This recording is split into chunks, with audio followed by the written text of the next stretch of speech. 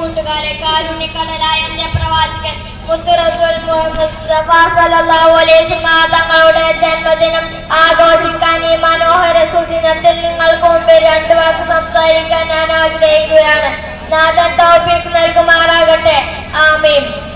പ്രിയമുള്ളവരെ, ലോകം മുഴുവൻ അധർമ്മത്തിന്റെ ഇരുട്ടിൽ മൂടപ്പെട്ടിരിക്കുകയാണ്. നന്മയും തിന്മയും തിരിച്ചറിയാനാകാത്ത വിധം മതപ്പതിച്ചൊരു സമൂഹത്തിലേക്കായിരുന്നു നന്മയുടെ വെളിച്ചം പകരാനായി നമ്മുടെ നബി മുഹമ്മദ് മുസ്തഫ സല്ലല്ലാഹു അലൈഹി വസല്ലം തങ്ങൾ കടന്നു വന്നത്.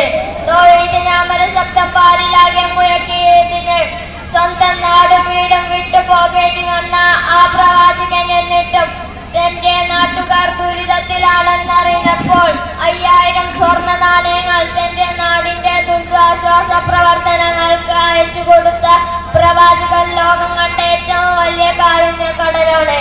ഇത്രയും